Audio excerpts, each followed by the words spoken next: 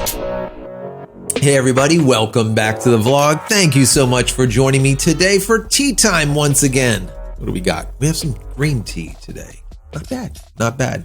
Thank you so much for joining me. I really appreciate each and every one of you for being here, hanging out, talking shop with me, and conversing with me in the comment area below these videos. You guys are awesome. So today, the question is, is the DSLR dead?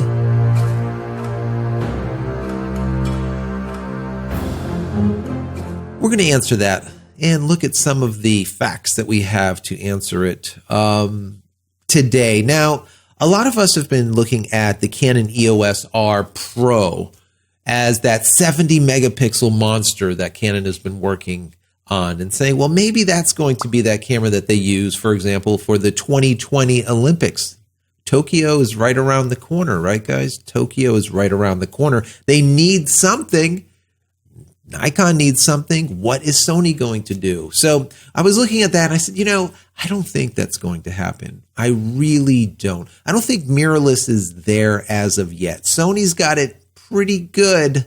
They're doing it with their A9, but it's just, I don't think there yet. I have a feeling what we're going to see is the successor, for example, of the Nikon D5. It'll probably be a Nikon D6 that will be coming out, and we'll probably see the Canon EOS 1DX, right? That will probably be out there.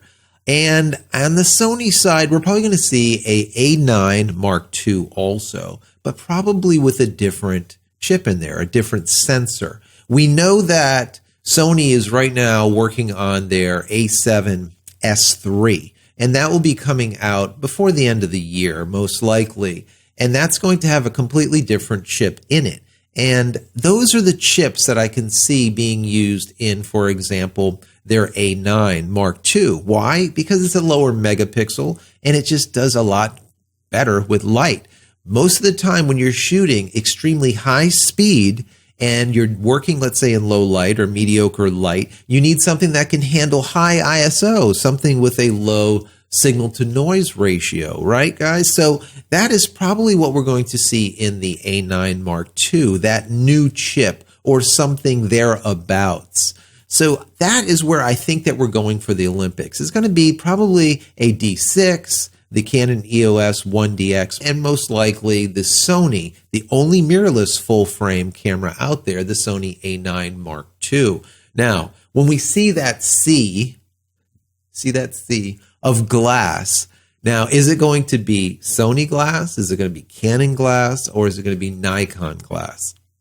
For years, countless years, decades, it's always been that Canon glass, right? That bland grayish white glass. That's always what you see. Big torpedoes.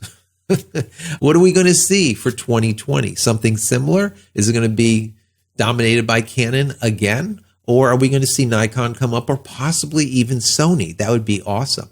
We know we have Olympus out there now with their little micro 4/3 monster, right?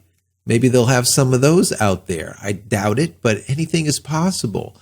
What is interesting here, guys, and what I really want to talk to you guys about is, where is the DSLR going? Is it dead, and when will it be dead? So, in my opinion, the DSLR will be dead once a global shutter is made prolific. All right? Now, what is a global shutter? Some of you know, some of you don't. Basically, what we currently use is like a rolling shutter. How it captures the images, for example, in video, it captures it in a line. It scans the sensor, all right? Whereas a global shutter captures the entire sensor in its entirety, all those megapixels, all those little points in one split second, right? So what ends up happening is, for example, with a rolling shutter, where it's scanning that sensor to get the images, if you have something fast moving in the frame, for example, notoriously, as if you would see a prop of an airplane or a fan spinning or a helicopter. If you look at it, it looks like it's bending, right, guys? You see it, and it looks like the blades are bending. Why is that? Well, basically, it's because it's moving so quickly that as it's scanning over the sensor, at the beginning, when it scans from the top, the fan might be here. And by the time it gets to the bottom of the sensor, the fan moved a bit. And then it has to get to the top and scan again. And it moves a bit. And this is exponential, right? The faster it's going, the more blur and that jello effect that we get. Whereas with a global shutter, it's capturing frame by frame by frame by frame, however many frames it is, 30 frames, 60 frames, 120, whatever the case might be. That's how many frames it's capturing, all those pixels at once. So you don't have that jello effect. Once this global shutter is in all cameras, let's say, or even at one, it's going to be revolutionary. Canon has been working on the global shutter for a long time. And in the news, I've been hearing a lot of rumors about they're really getting it. They're getting there. They're getting close. The last time I saw, they were only at about, I think it was 1.5 megapixels, 2.5 megapixels, somewhere right on there. Not a lot. It is a big deal to be able to capture, let's say, 20 million pixels, 20 million points of data points, right? At a split second in comparison to simply scanning over it. So you're dealing with heat and you're dealing with a ton of processing power to do it. All right. But there's a lot of patents that Canon is putting in to the mix. Those patents are for a global shutter. So most likely Canon will be first out with it. Sony could possibly do it if they wanted to put the R&D into it.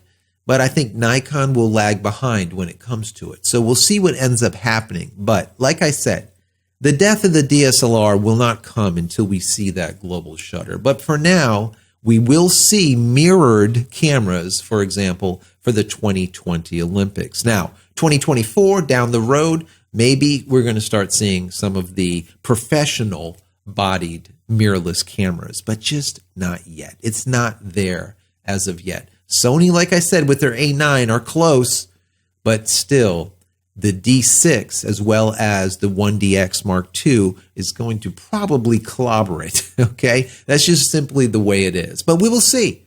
I could be wrong on that. But my question is to you guys, what do you think? Do you think that mirrorless is going to just take over the market in the next year or two? Or do you think it's going to be a slow, let's say, grow of it? All right, until finally we're mirrorless altogether. Do you think that the global shutter is that hinge pin to the death of the DSLR? And what do you think about Sony with their A9 Mark II? Do you think that will be that brand new sensor that they're working on? I have a feeling it will be. What do you guys think? So let's have that discussion in the comment area below this video. A lot of you guys are a hell of a lot smarter than I am, and just come up with just amazing thoughts and ideas and just a great conversation and so well articulate. I appreciate each and every one of you for putting those comments down there. Because like I always say, these videos are just this much of the picture. In the comments is where all of the great education and knowledge lies. So don't forget, if you watch me and you enjoy the videos, don't forget to go down in those comments and read them. There's so much good stuff, just invaluable stuff that you can learn down there. So anyways, guys, as always, if you enjoy my content, please throw me a big thumbs up. That would be amazing. Don't forget to smash that subscribe button so you can get all my content when it becomes available, and click the bell icon here. So when it is available, you will be notified of it. And finally, head over to my website, JCristina.com, where you can find all the photography tools that I've invented for you and me over the years. And hopefully there's something there that you might like. And if there is, please pick it up and support me. I would appreciate it. Thanks so much, guys. Happy shooting. We'll see you in the next video. Take care.